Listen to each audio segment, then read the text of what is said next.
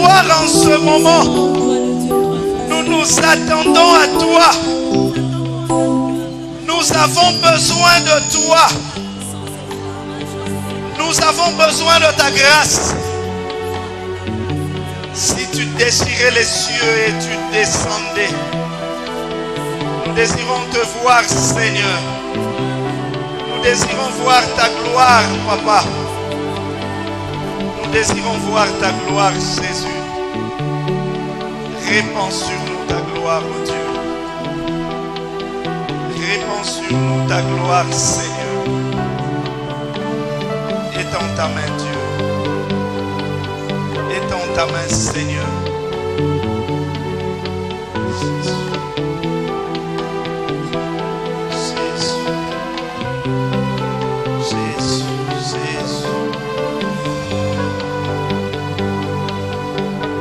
Ta gloire, Seigneur, se manifeste. Bénis ce moment, oh Dieu. Bénis ce moment, Seigneur. Sois la gloire. Béni sois-tu, Père. Bénis ce temps, Dieu.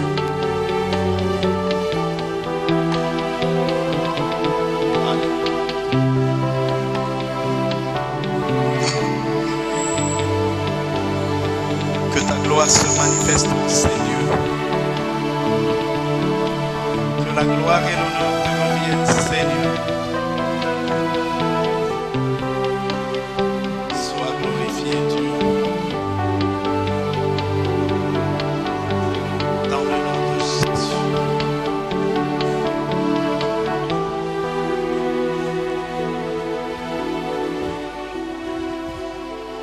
Notre joie, Seigneur, c'est lorsque tu descends et tu agis.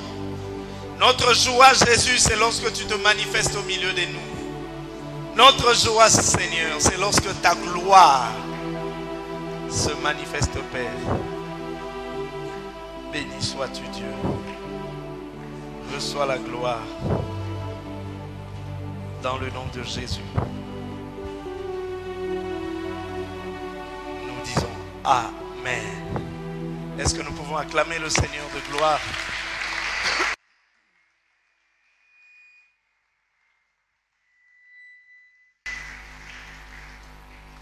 Shalom bien-aimé. Shalom bien-aimé.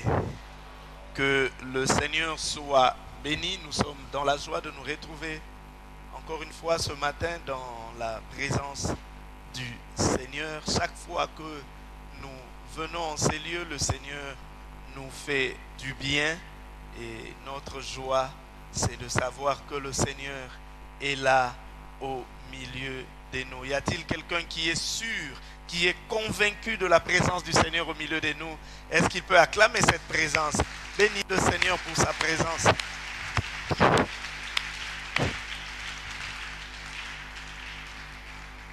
Nous sommes toujours avec Moïse, le leader, et c'est le 31e numéro aujourd'hui et nous continuons à parler sur la manne.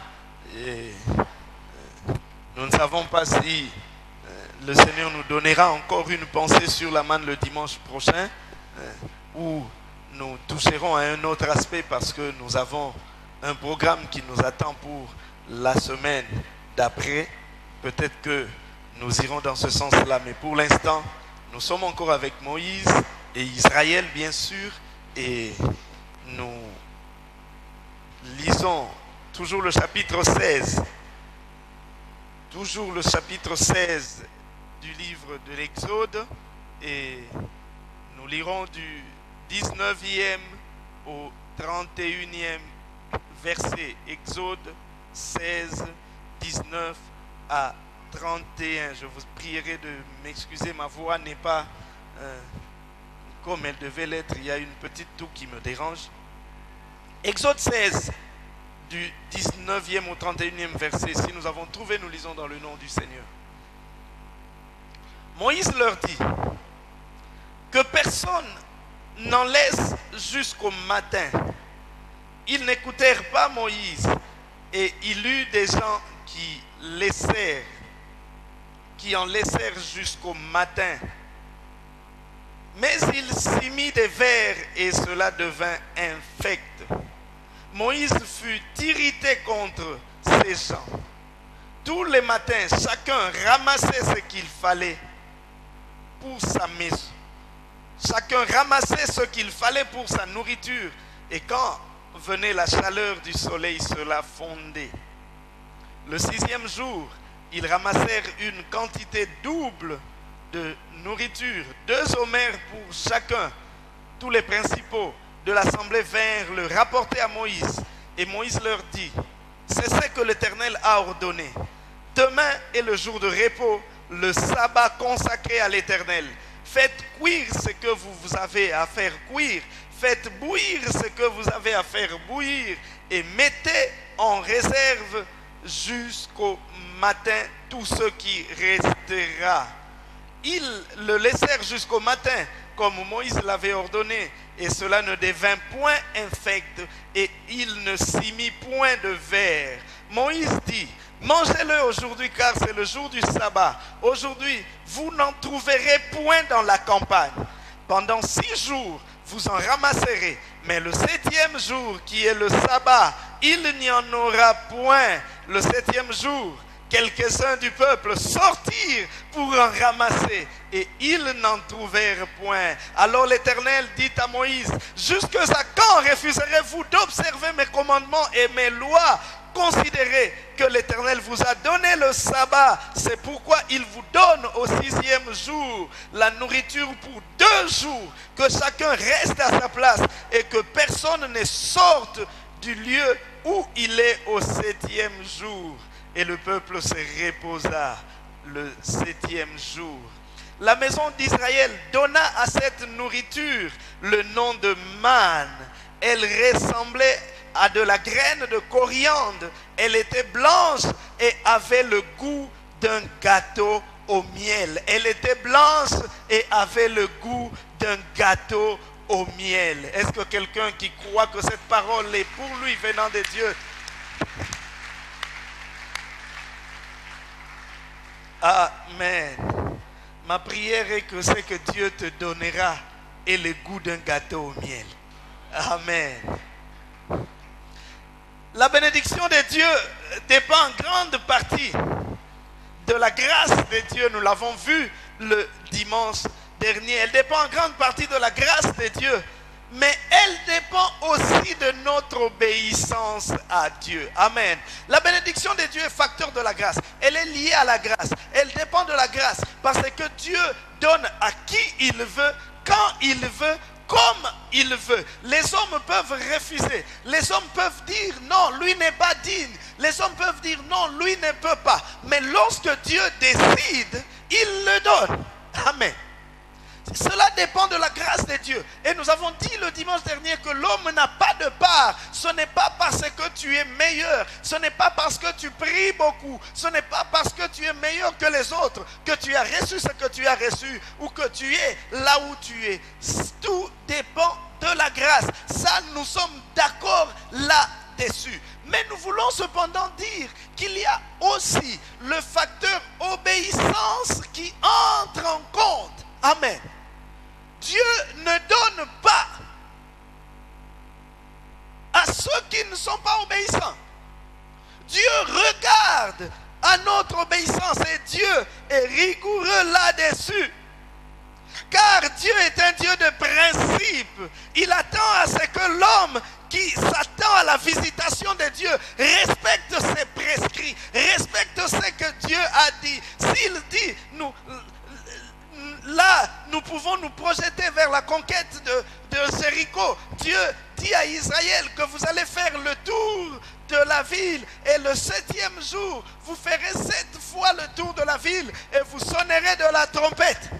C'est comme cela que je vous donnerai la victoire sur Jéricho. S'il y avait des généraux expérimentés, ils pouvaient dire non, non, non. Nous avons combattu depuis longtemps. Ce n'est pas comme cela qu'on obtient la victoire. Ce n'est pas avec des trompettes qu'on obtient la victoire. Oui, dans le monde, ce n'est pas avec des trompettes qu'on obtient la victoire. Mais avec le Seigneur, il donne la victoire avec n'importe quoi. Il donne la victoire avec n'importe quoi. Il suffit de rester dans ses prescrits. Il suffit d'obéir à ce qu'il dit. Nous en parlerons. Car l'homme qui s'attend à la visitation de Dieu devra respecter les prescrits de Dieu. Alors que Dieu donnait la manne qui tombait chaque jour, nous l'avons vu, Israël devait sortir chaque jour pour ramasser la manne. Il y avait cependant le jour du sabbat où la manne ne tombait pas. La manne tombait chaque jour, excepté le jour du sabbat. Ainsi, Israël devait garder la manne du sabbat.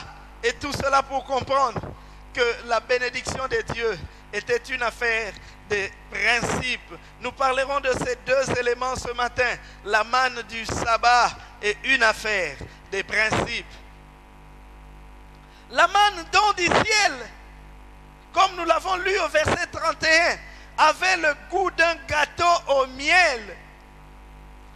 Mais cependant, elle n'était pas un produit fini. Nous en avons parlé le dimanche dernier et le Seigneur me met à cœur de revenir encore sur cet aspect très important dans notre relation avec Dieu, dans notre marche avec Dieu et dans ce que nous obtenons de la part de Dieu. La manne, on dit qu'il avait un goût de gâteau au miel, mais ce n'était pas en le recueillant que lorsqu'on mettait à la bouche, c'était comme du gâteau au miel. Il fallait la préparer. Ainsi donc, pour Israël, il ne fallait pas seulement sortir chaque jour pour recueillir la manne, mais il fallait aussi la préparer. Et chacun pouvait la préparer à son goût. Tel autre pouvait bouillir, l'autre pouvait cuire, l'autre pouvait frire. Chacun pouvait faire ce qu'il voulait avec la manne que Dieu leur avait donnée. Et ce n'est qu'après cela qu'il avait le goût d'un gâteau au miel. La grâce, la faveur de Dieu, elle nous est donnée de la part de Dieu. Et là, nous avons tous comme source de bénédiction Dieu. Mais le problème ne dépend pas de la source. Le problème, c'est ce que nous faisons de ce que nous recevons de la source. Tous prennent auprès de la même source, mais tous ne transforment pas de la même manière. Nous recevons tous la même grâce, mais nous ne la transformons pas tous de la même manière. Celui qui veut cuire va cuire, celui qui va frire va frire, celui qui va bouillir, celui qui va faire ceci, le fait cela. Et on regarde à la finalité, qu'est-ce que tu as fait de la grâce que Dieu t'a accordée? Qu'est-ce que tu as fait de la bénédiction que Dieu t'a donnée? Qu'est-ce que tu as fait de la manne qui est tombée auprès de toi? Nous avons dit le dimanche dernier que la grâce de Dieu devra se transformer. La grâce de Dieu, elle vient auprès de nous comme une matière brute et que c'est à nous de la transformer. Malheureusement, plusieurs personnes, après plusieurs années, gardent les choses au même état dans lequel Dieu leur avait donné.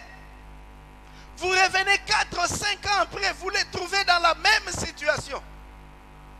Non pas parce que Dieu a voulu les maintenir dans la même situation, mais simplement parce qu'ils sont incapables de transformer la grâce de Dieu. Le Seigneur t'a donné l'intelligence. Réfléchis pour voir qu'est-ce que tu peux faire avec cette intelligence. Le Seigneur t'a doté des capacités. Réfléchis avec mes capacités pendant que tu es en train d'attendre que le nouveau président amène les investisseurs qui ne viendront peut-être pas. Réfléchis pour voir, au lieu d'aller trouver un emploi, comment je peux créer quelque chose. Il y a des personnes qui attendent un emploi dans une entreprise alors que Dieu les a appelés à créer de l'emploi. Une telle personne attendra en vain, attendra longtemps en vain que l'entreprise vienne l'embaucher. Ne l'embauchera pas parce que Dieu n'a pas prévu cela. Dieu t'a donné la manne, transforme-la. Tu restes dans ce pays, même pour ceux qui travaillent, même pour ceux qui ont un travail stable. Si on peut encore parler de travail stable dans ce pays. Un travail qui est stable aujourd'hui ne le sera pas demain. Des choses évoluent dans tous les sens. Et nous l'avons dit et nous ne cesserons jamais de le dire, que si tu ne comptes que sur ce que tu reçois de ton entreprise, tu risques d'être dépourvu un jour. Réfléchis comment transformer la manne. Amen. Réfléchis comment transformer la manne. Que la bonne Kinkanda me comprenne, que la bonne Kinkanda m'entende.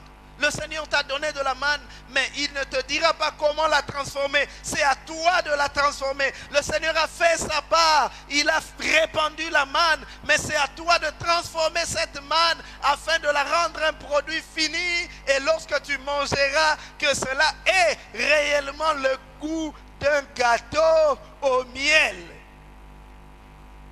Il deviendra gâteau au miel après la transformation. Amen. Il deviendra gâteau au miel après la transformation. Alors mon frère, ma soeur, ne reste pas les bras croisés. Tu as quelque chose à faire pour transformer la grâce que Dieu t'a donnée. Et si tu ne le transformes pas, tu t'attends à ce qu'il devienne gâteau au miel. Ce sera plutôt d'un goût amer. Il y a certaines choses bonnes, entre guillemets, mais qui deviennent mauvaises parce qu'on n'a pas su l'utiliser. Que le Seigneur nous aide à comprendre cela. La manne tombait chaque jour, nous l'avons dit. Chaque jour, Israël devait sortir et recueillir la manne. Ils étaient sûrs en dormant que le lendemain, en nous réveillant, nous allons ramasser la manne. Elle tombait chaque jour, sauf un jour, le jour du sabbat. Et en prévision de cela, Dieu leur avait ordonné la veille du sabbat de ramasser, au lieu d'un homère qu'ils prenaient chacun, que ce jour-là, ils en prennent 2. Malheureusement, je n'ai pas compris. Alors que Dieu a donné l'instruction à Moïse et que Moïse a transmis cette instruction au peuple. Je ne sais pas si les anciens, les responsables du peuple dormaient, somnolaient ou la veille du sabbat, les gens étaient en train de ramasser le double de ce qu'ils ramassaient d'ordinaire. Et ces gens-là sont allés dire à Moïse, Moïse, mais regarde, le peuple est en train de ramasser un double mer. Il y a des gens qui ne se concentrent pas sur ce qu'ils doivent faire et qui sont les premiers à aller critiquer les autres, à aller accuser les autres, à aller dire des choses sur les autres, alors qu'eux devaient se concentrer sur ce qu'ils doivent faire. Moi, je me dis, si ils sont allés dire à Moïse que regarde, le peuple est en train de prendre 2 homères au lieu de 1, c'est qu'eux n'en avaient pas pris 2 et qu'ils étaient distraits. Je comprends une chose, lorsque tu te focalises sur ce que font les autres, tu te distrais et tu ne fais pas ce que toi tu dois faire. Tous les jours, toute ta vie, tout ce que tu fais, c'est de parler des autres. C'est de voir ce que les autres font. Est-ce que tu as vu comment elle s'est habillée les dimanches là? Vraiment, il y a quelqu'un qui a bien. Vraiment, elle a mal à la taille. Est-ce que mais finalement, toute ta vie, tu ne parles que des autres. Quand est-ce que tu regarderas ta vie? Je vous ai toujours dit ici, dans la vie, il y a d'une part ceux qui parlent des autres et de l'autre part ceux dont on parle. Si tu es celui qui parle des autres, tu passeras ta vie à parler des autres, tu ne feras rien. Mais laisse les autres parler de toi. S'ils parlent de toi, c'est que tu es en train de faire quelque chose. À un moment donné, on se plaint, mais après on se dit, Seigneur, s'ils parlent, c'est que je fais quelque chose. Alors ne te soucie pas parce qu'on parle de toi. Continue à travailler, donne-leur la matière. Donne-leur la matière. Vous savez que Jésus donnait la matière aux pharisiens. Il faisait des choses, les pharisiens réagissaient par rapport à ce que Jésus faisait. Et puis il venait lui poser des questions. Il répondait, ils étaient confondus. Il partait, il réfléchissait. Comment on peut encore la voir? Et après la Bible dit, les pharisiens lui posèrent la question pour l'éprouver. Ils ne posèrent pas la question pour avoir instruction, mais ils ont posé la question pour éprouver Jésus. Et chaque fois, ils étaient confondus. Et au lieu de travailler pour voir comment ils pouvaient améliorer leur vie, comment ils pouvaient avancer, et ils réfléchissaient comment contrer Jésus. Vraiment, tu dors, tu te réveilles avec la pensée, comment je peux freiner cet homme-là? Tu es en train de passer ton temps. Pendant que toi tu réfléchis comment je peux veux les freiner, lui il est en train de travailler, comment je peux avancer? Entre les deux personnes, qui va avancer? Entre celui qui réfléchit pour savoir comment freiner et celui qui réfléchit pour savoir comment avancer, qui avancera réellement? Laisse-les travailler pour te freiner. Depuis qu'ils ont commencé à tenter, ils y sont déjà parvenus. Ne passe pas ton temps à regarder aux autres. Il a pris combien? Pourquoi il a pris comme ça?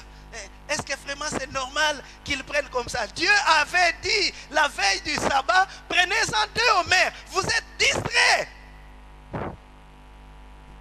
Ma prière est que chacun de nous soit concentré sur ce qu'il doit faire.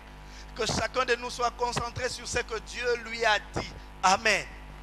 Que chacun de nous soit concentré sur ce que Dieu lui a dit. Dieu m'a dit de faire ceci, je le fais. Là-bas, on Kinkanda, pourquoi vous construisez trop tôt? Vous êtes vantards. Dieu nous a dit de construire. C'est pourquoi nous construisons. Pourquoi vous faites ceci? Dieu nous a dit. Nous faisons parce que Dieu nous a dit. Toi, tu fais pourquoi? Si tu fais parce que nous avons fait, tu vas t'embourber. Amen. Ne fais pas parce que les autres ont fait. Qu'est-ce que Dieu t'a dit? Il n'avait qu'à recourir aux instructions de Dieu. Et il saurait que Dieu avait ordonné de prendre ce jour-là 2 hommes. Le sabbat, la manne ne devait pas tomber. C'est pourquoi la veille du sabbat, Dieu dit, je déverserai 2 fois plus la quantité que je donne normalement, et vous en ramasserez également 2 fois plus que ce que vous ramassez normalement. Il y a des moments où Dieu nous donne plus que ce qu'il nous donne normalement parce qu'il sait que demain, il n'y en aura pas. Je ne sais pas si quelqu'un me comprend. Le jour, si quelqu'un se dit que aujourd'hui nous avons la grâce, la manne est tombée 2 fois plus abondante, alors comme on en prend les doubles, les lopes bien, le double, il mangerait le double et le lendemain, étant sûr que la manne descendra, il sortirait et ne trouverait pas de manne. Malheureusement, c'est ce qui arrive dans la vie de plusieurs personnes. Lorsque Dieu t'en donne plus aujourd'hui, ce n'est pas que tout est pour aujourd'hui. Tu ne sais pas si demain la manne descendra. S'il a donné le double aujourd'hui, c'est peut-être parce que demain la manne ne tombera pas. Regardez, dans l'histoire de Joseph en Égypte, le Seigneur avait prévu qu'il y ait 7 années d'abondance qui précéderaient 7 années de sécheresse. Vous voyez comment le Seigneur fait 2 fois les choses. Il leur donne 7 années d'abondance. Heureusement que le Seigneur avait placé au milieu d'un homme sage comme Joseph, qui pouvait leur dire non, non, non. Les 7 années d'abondance ne sont pas des années de gaspillage. Parce qu'après les 7 années d'abondance, il y aura les 7 années de disette. Alors pendant les 7 années d'abondance, nous devons amasser ce qui nous permettra de survivre pendant les 7 autres années. Ceci est valable pour les individus, tant pour les individus, les familles, mais aussi pour les nations, les pays.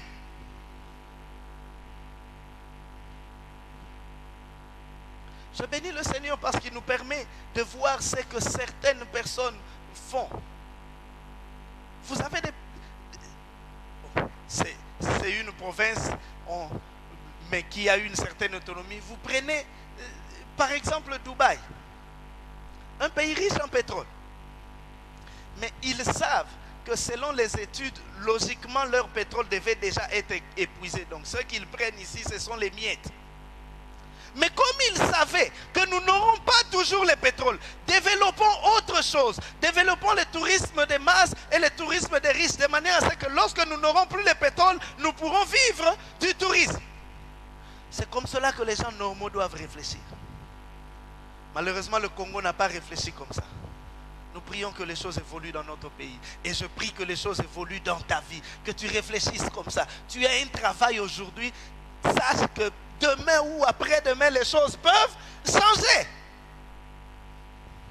Amen. Demain ou après-demain, les choses peuvent changer. Ne va pas dormir au grand hôtel parce qu'aujourd'hui tu as l'argent.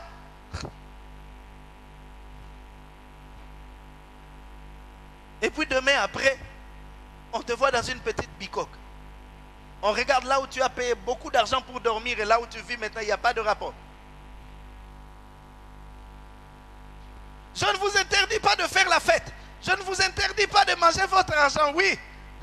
Mais sachez qu'il y a aussi demain. Amen. Sachez qu'il y a aussi demain. Lorsque tu reçois aujourd'hui, tu manges ce qu'il faut dans ce que Dieu te donne aujourd'hui. Il y a ce qu'il faut pour manger aujourd'hui et surtout ce qu'il faut pour manger demain. Parce que déjà en réalité, ce qu'il nous faut pour aujourd'hui, Dieu nous l'a donné hier. Et aujourd'hui, nous devons travailler pour demain. On n'avance pas lorsqu'aujourd'hui on travaille pour aujourd'hui. On fait de la navigation à vue. Je me réveille le matin, c'est le matin que je me pose la question, qu'est-ce que nous allons manger? Cette question-là, j'aurais dû me la poser hier. Et aujourd'hui, je dois me poser la question, demain, je vais manger quoi? C'est comme cela qu'il nous faut travailler. Ne pas vivre pour aujourd'hui, vivre pour demain. Ce que j'ai, je l'investis pour que demain soit meilleur. Je préfère aujourd'hui ne pas beaucoup manger pour que demain je mange. Si c'est que j'ai aujourd'hui, je veux tout dilapider aujourd'hui et demain. Ceux qui m'ont vu dans l'abondance se moqueront de moi. Il a reçu de l'argent. Cet homme, oh non, mais nous on l'a vu. Il avait 10 fois plus que notre salaire. Mais qu'est-ce qu'il en a fait? Parce qu'il vivait pour ce temps-là. Lorsque le Seigneur te donne une grande quantité, c'est qu'il y a une partie pour le lendemain. C'est ce que nous devons comprendre. Dieu leur dit le jour, la veille du sabbat, vous ramasserez 2 homères parce que le lendemain, il n'y en aura pas. Le lendemain, la manne ne tombera pas. Il donne aujourd'hui pour combler les moments difficiles de demain. Parce que Dieu sait que nous ne passerons pas d'un sommet vers un autre sommet sans passer par la vallée. Lorsque tu es sur un sommet, il te donne ce qui te couvrira pendant le temps de la vallée jusqu'à ce que tu remontes vers un autre sommet. Nous devons avoir l'intelligence des temps. Nous devons comprendre ces choses, que ce que Dieu nous donne, c'est pour aujourd'hui, mais aussi pour demain. Dieu a donné au peuple 6 jours pour ramasser la nourriture. Et le 7e jour, il devait se concentrer sur Dieu. 6 jours durant, il devait sortir chaque jour pour ramasser la nourriture. Chaque jour, ils devaient sortir. Chaque jour, ils devaient sortir chercher leur nourriture. Chaque jour, nous sortons cherchant notre nourriture. Chaque jour, nous sortons. Celui qui va au travail va travailler. Celui qui fait du commerce va commercer. Celui qui fait ceci va le faire.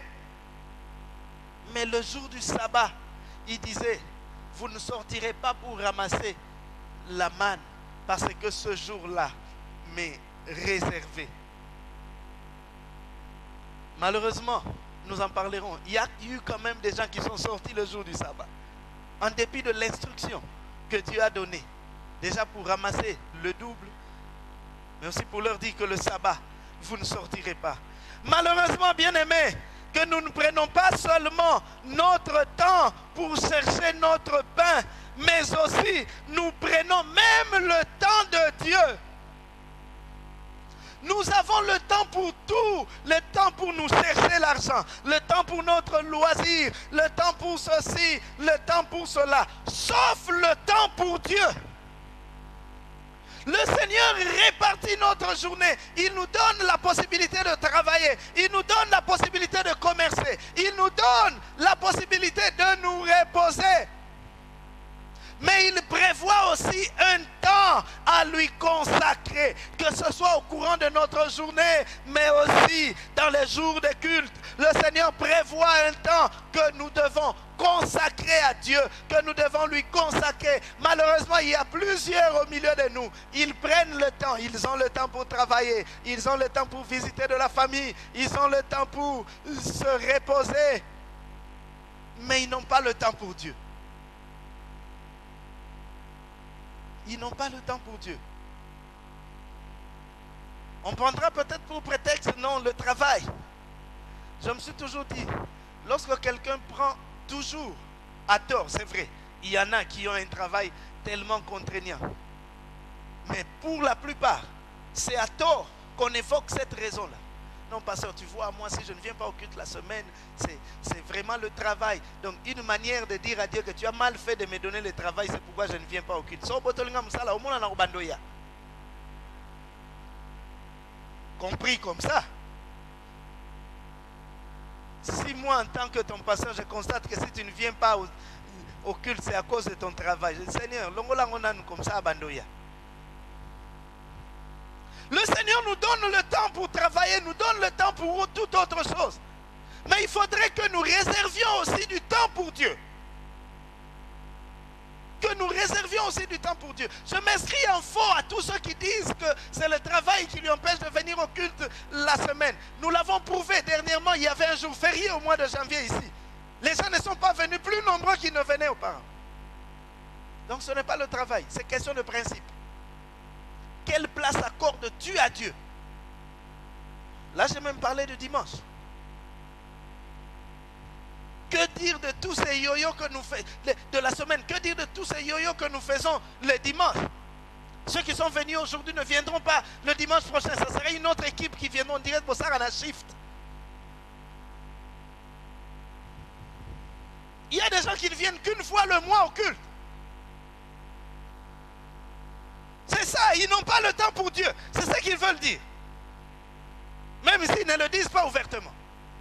Pasteur, je n'ai pas le temps pour Dieu.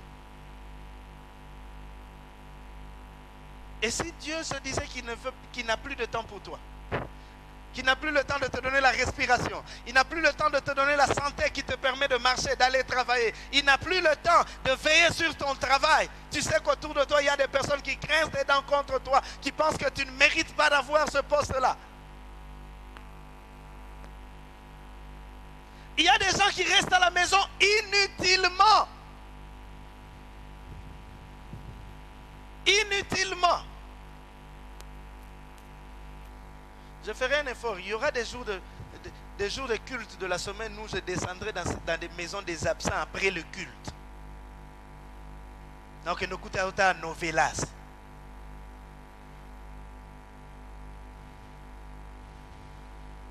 En tout cas, aujourd'hui, je n'ai pas prié pour que vous acclamiez ou que vous disiez Amen.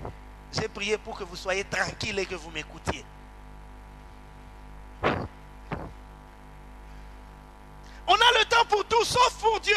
On a le temps pour visiter les amis, sauf pour Dieu. On a le temps pour aller se promener, sauf pour Dieu. On a le temps pour aller s'amuser, sauf pour Dieu. Il y en a même le jour du culte, le dimanche de culte, on te met à balle na beaucoup.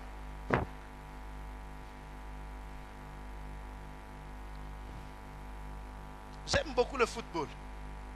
Mais le football passe après Dieu. Amen. Le football passe après Dieu. La tendance aujourd'hui, grave que nous constatons, c'est que de plus en plus, on fait passer tout devant Dieu. Et pourtant la Bible dit, l'Éternel dit, que tu aimeras l'Éternel ton Dieu de tout ton cœur, de toute ton âme, de toute ta force et de toute ta pensée, n'est-ce pas? Et ensuite, tu aimeras ton prochain comme toi-même. C'est-à-dire que l'amour que je dois avoir pour moi doit être inférieur à l'amour que je dois avoir pour Dieu. Dieu ne dit pas que tu t'aimeras plus que toute autre chose. Malheureusement, c'est ce que nous faisons. Nous nous aimons plus que toute autre chose. Et l'amour pour Dieu vient après. On est prêt à abandonner les cultes parce que je dois aller visiter un ami.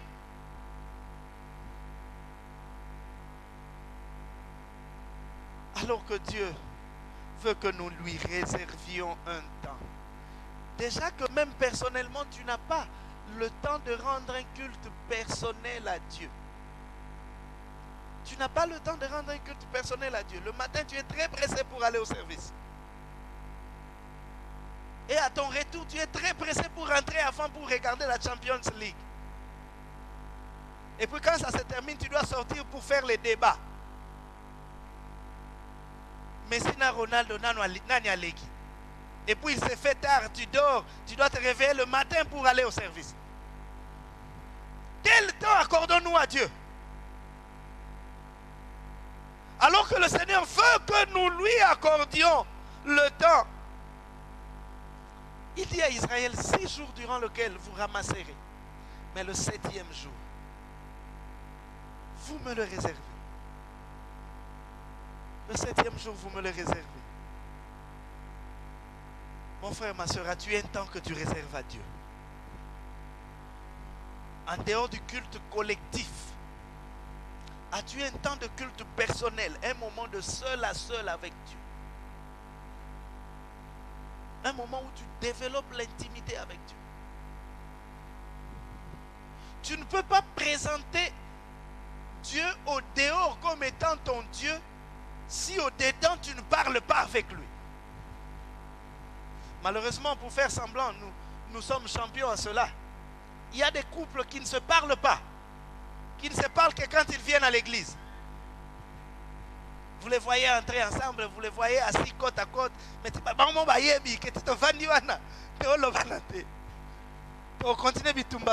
à après culte.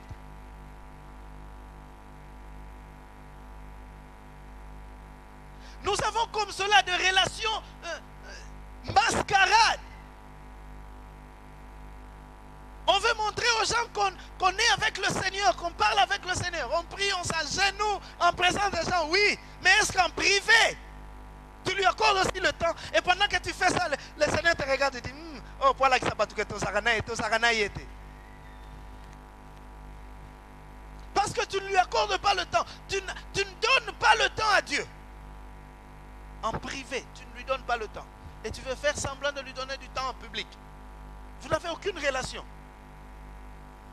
C'est pourquoi ce jour-là, il dira à plusieurs qui ne les a jamais connus. Seigneur, vraiment, souviens-toi de toutes les danses que j'ai dansées à l'église. Oui. Au temple, tu dansais. À la maison, tu dansais.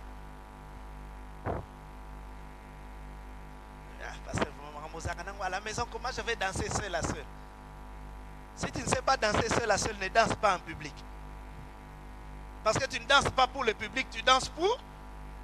Donc même quand tu es dans ta chambre seul, Dieu est avec toi. Logiquement, c'est ça, n'est-ce pas? Même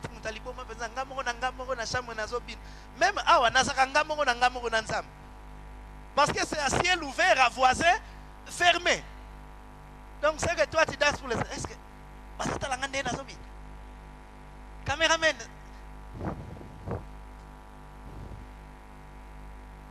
Une affaire de principe.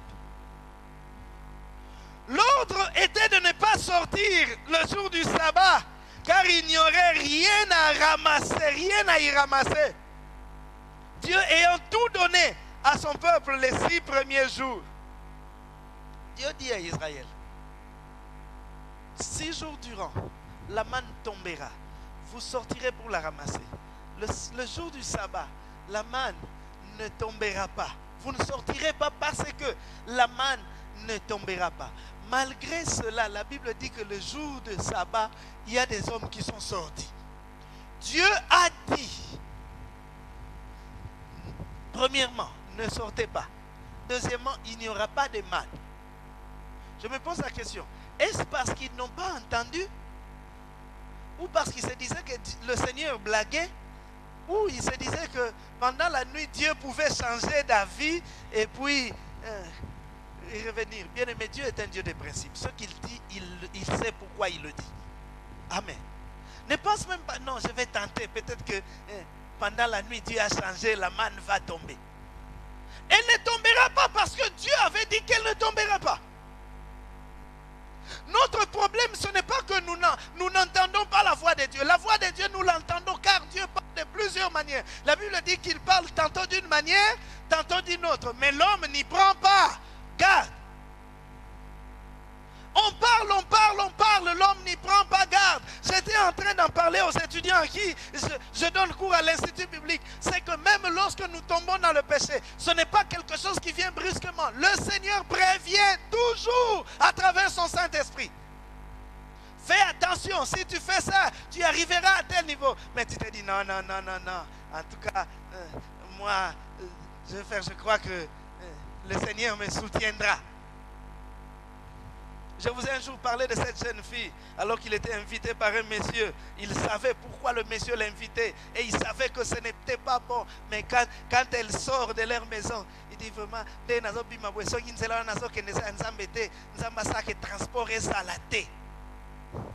ça, ce n'est pas une prière à faire. Parce que je vous ai dit que même si ce jour-là, il y a grève des taximens, le diable est capable de prendre lui-même les taxis, venir te prendre pour t'amener là. Si tu sais que ce n'est pas bon, si tu sais que Dieu a interdit, alors ne fais pas. Bon, ce n'est pas parce que je vous regarde, hein, mais vous êtes aussi concerné. Si tu sais que ce n'est pas bon, ne fais pas. Oh non, c'est seulement une signature. Et puis, si je signe, je peux quand même avoir de quoi m'acheter une parcelle. Ce n'est pas vraiment un vol. Pendant ce temps, le Saint-Esprit est en train de te dire, toi tu es enfant de Dieu. Ça là, ce n'est pas pour toi. Tu dis, non, mais tous les autres là le font. Tous les autres, tu n'es pas tous les autres. Tu signes, quelque temps après, on te dit que tu es révoqué. Que le Seigneur nous aide à rester dans ces principes. Dieu a dit, qu'est-ce que Dieu a dit? Dieu a dit, ne sortez pas le jour du sabbat, alors ne sors pas. Ils sont quand même sortis et cela a irrité le Seigneur. Ils ont provoqué la colère du Seigneur. Nous en parlerons tout à l'heure car c'était une preuve d'immaturité. En dépit du fait d'avoir reçu gratuitement la manne, ce pain venu du ciel, Israël a à 2 reprises manifesté sa désobéissance. D'abord en essayant de garder la manne pour le lendemain, mais aussi en sortant le jour de sabbat pour chercher la manne. 2 fois. Le Seigneur dit premièrement que chaque jour je ferai tomber la manne. La quantité que vous recevrez, c'est pour un jour. Vous mangez et le lendemain la manne tombera encore et vous sortirez prendre. Il y en a certains qui mettent toujours en doute la parole du Seigneur. Est-ce que vraiment vous pensez qu'on ne peut pas garder? Non, moi je vais garder. Dieu a dit, mon frère, ne gardez pas. Non. Peut-être qu'il avait dit en général. Pour certains, non. Moi, je vais garder. Ils ont quand même gardé. Et le lendemain, ils viennent voir là où ils ont gardé la manne. Elle est devenue infecte. Simplement parce qu'on n'a pas obéi. Et pourtant, Dieu avait dit. Deuxièmement, c'est là. Le Seigneur dit, ramassez la veille du sabbat, ramassez-en 2 portions, parce que le jour du sabbat, la manne ne tombera pas.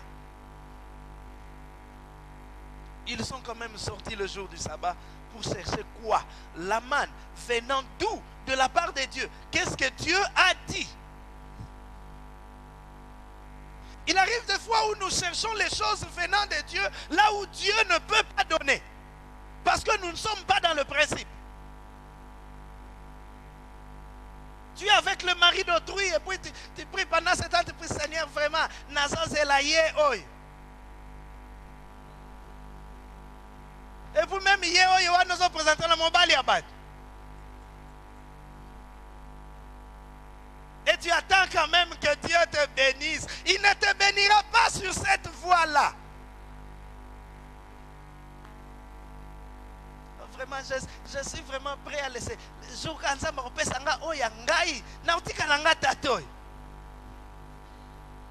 Dieu n'agit pas comme ça, il est dans ses principes. Montre-lui que tu as les mains vides et il te donnera. Est-ce que les jeunes filles m'entendent? Tu m'entends? Bon, de toute façon,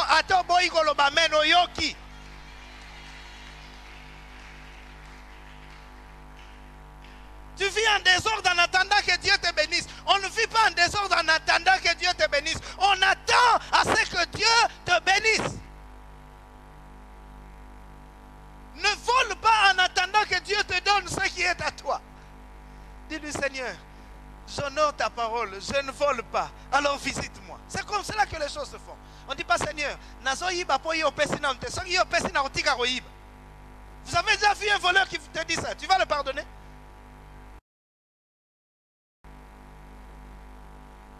Cependant, c'est ce que nous faisons. Nous volons et nous disons à Dieu, non Seigneur, en tout cas, si je vole comme ça, c'est parce qu'à la maison, ma femme ne s'occupe pas de moi. Le jour où ma femme commencera vraiment à s'occuper de moi, je vais laisser toutes ces petites filles-là. Ça, c'est quelle manière de réfléchir ça? Laisse d'abord ces petites filles-là, le Seigneur préparera ta femme pour toi.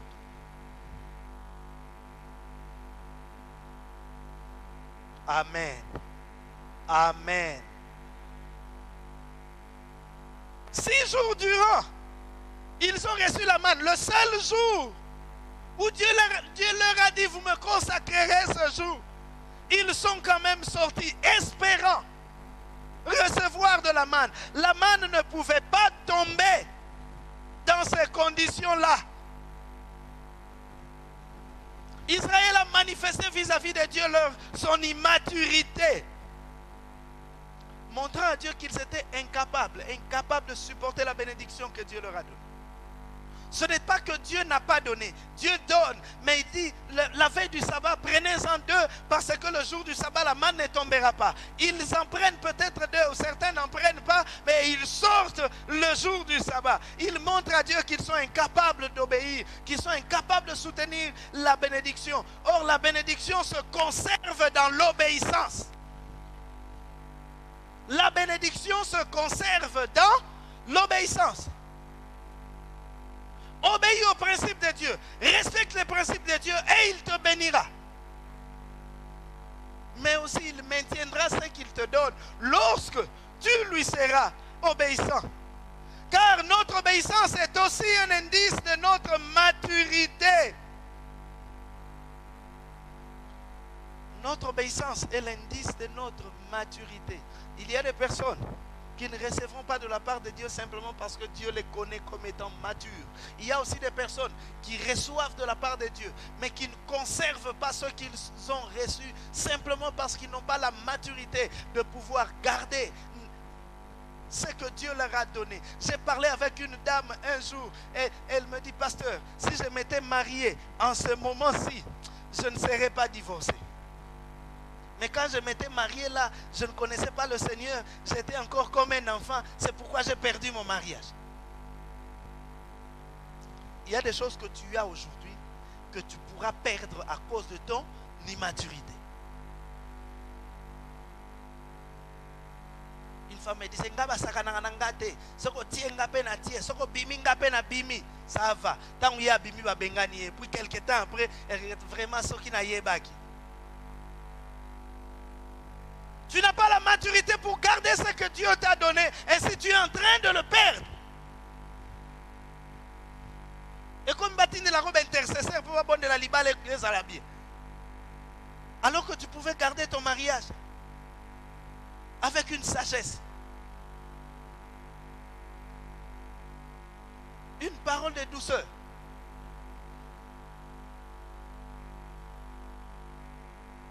Que le Seigneur nous aide à comprendre les choses.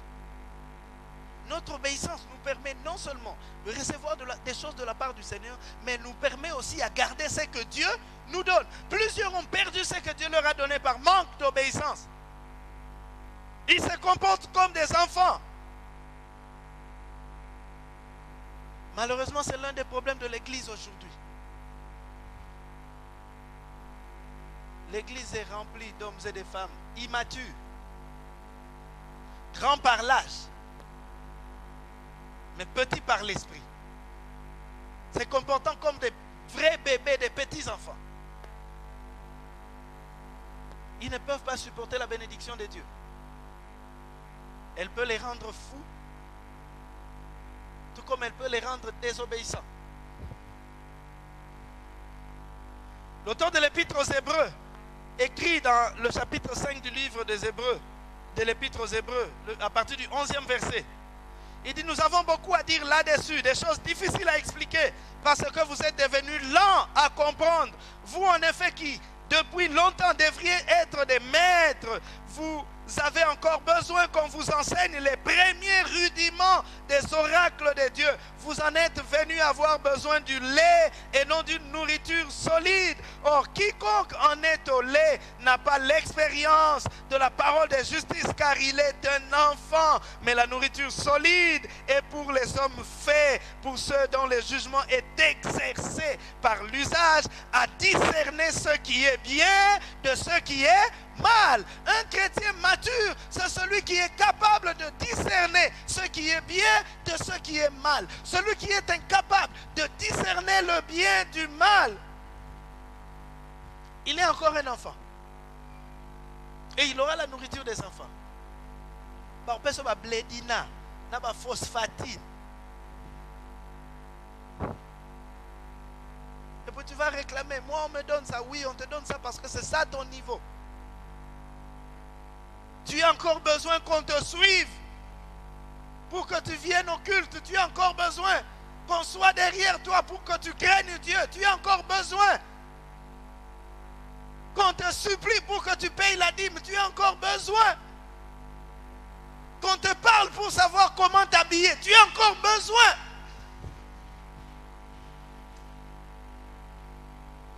Et tu t'attends à recevoir la bénédiction d'hommes et des femmes matures.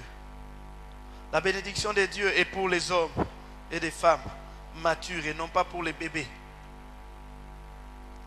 Derrière chaque bénédiction de Dieu, il y a des principes à respecter en dehors desquels le Seigneur ne marche pas avec nous.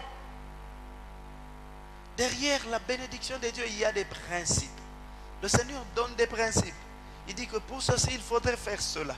Pour arriver à ce niveau, il faudrait faire cela. Et tout ce qu'il nous demande, c'est de respecter ces principes. Malheureusement, la tentation est forte de faire les choses en dehors des principes de Dieu. Or, lorsque tu es en dehors du principe de Dieu, tu es aussi en dehors de la volonté de Dieu. Et tu ne rencontreras pas Dieu sur ce chemin-là.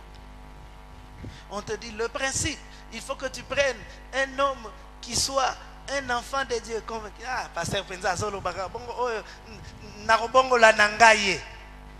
Parce que au commis Saint-Esprit, tu l'amènes à l'église. Le pasteur dit non, ma soeur, cet homme-là c'est un païen, je ne veux pas. Pasteur Kansinini, Yemoura pasteur, dans le centre évangélique les coups de Dieu aussi, on va nous bénir. On vous bénit au centre évangélique les coups de Dieu. Un an seulement après, et l'ongebando ya munene, non pas parce que tu manges bien, mais dans ma coffre. Vraiment, pasteur, si je savais. Quelqu'un a dit quelque part que celui qui se marie bien devient un adorateur, mais celui qui se marie mal devient un intercesseur. Chaque jour, tu intercèdes. Les lois sont ratées avant minuit. Seigneur, au nom de Jésus.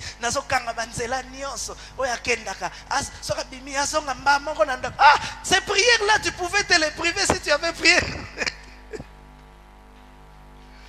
Il y a des prières que les femmes font. Ça me n'a frappé d'aveuglement.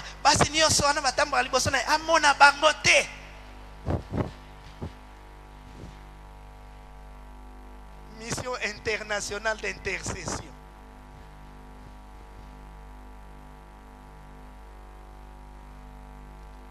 Que le Seigneur nous aide.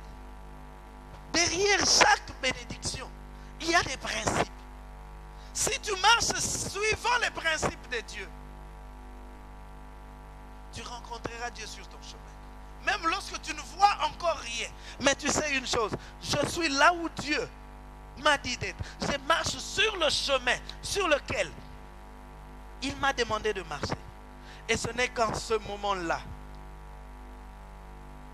que ce que Dieu donne, que la manne de Dieu aura réellement le goût d'un gâteau au miel. Lorsque Dieu nous donne un principe, que nous comprenions ou non ce qu'il nous demande, c'est simplement d'obéir. Bien aimé, nous ne comprendrons pas toujours pourquoi Dieu dit ceci. Et je n'ai pas besoin de dire, Seigneur, pourquoi tu m'as interdit ça? Pourquoi tu m'as interdit d'aller comme ça? Pourquoi tu m'as interdit de parler avec tel? Pourquoi tu m'as interdit de me lier d'amitié avec tel? Je n'ai pas forcément besoin de savoir. Tout ce que j'ai besoin de faire, c'est d'obéir. Seigneur, tu m'as dit ne touche pas, je ne touche pas. Seigneur, tu m'as dit ne mange pas, je ne mange pas. Seigneur, tu m'as dit ne va pas, je n'y vais pas. Je ne sais pas pourquoi, je ne comprends pas pourquoi, mais Seigneur, parce que tu l'as dit. Pierre, nous terminons par là. Il a tenté de pécher toute la nuit. Il n'a pas eu.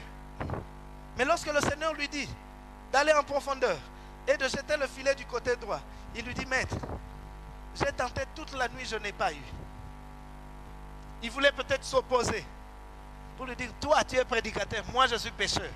Ngana yo mutu aza na expérience kolega na makambo ya mai. Yo te ya kaka. Tika ngana kanga bambisi. Toute la nuit j'ai tenté, je n'ai rien eu. Tu penses que c'est le matin? En tant que pécheur expérimenté, je sais que le matin je ne saurais pas prendre. Mais il dit, par ta parole, parce que tu as dit. Il est allé au milieu. Il a jeté le filet du côté droit. Et il a eu plus de poissons qu'il ne pouvait en avoir. Simplement parce qu'il a obéi. Ma prière est que le Seigneur conduise chacun de nous à l'obéissance. Nous voulons conclure ce message en disant que notre obéissance est la réponse que Dieu attend après nous avoir bénis. L'obéissance, d'une part, attire la bénédiction et d'autre part, elle la maintient entre nos mains. La désobéissance, par contre, montre à Dieu que nous sommes immatures et que nous sommes incapables de supporter la bénédiction. Je ne sais pas ce qu'il en est de toi. Ma prière ce matin pour toi est que le Seigneur te conduise sur le chemin de l'obéissance. À ce que tu crois faire. Mais qu'est-ce que Dieu a dit? Qu'est-ce que Dieu veut? Qu'est-ce que Dieu décide pour toi? Tu marches dans l'obéissance, tu rencontreras Dieu sûrement sur ton chemin. Est-ce que quelqu'un peut se lever avec moi et dire au Seigneur, apprends-moi à marcher dans l'obéissance, apprends-moi à vivre dans l'obéissance, que je marche dans la crainte, que je marche dans ta crainte, que je marche dans ta crainte, que je marche dans l'obéissance, que je mette loin de moi les considérations personnelles, que je mette loin de moi les considérations personnelles. Bien-aimé, est-ce que tu peux parler au Seigneur? Chacun de nous est concerné par ce message. Moi le premier. Dis au Seigneur, aide-moi à marcher dans l'obéissance. Aide-moi à marcher dans l'obéissance. Je ne veux pas faire les choses parce que je le veux. Je ne veux pas faire les choses parce que je le décide. Seigneur, aide-moi à marcher dans la crainte. Aide-moi, Seigneur, à respecter, à honorer ce que tu me dis. Jésus.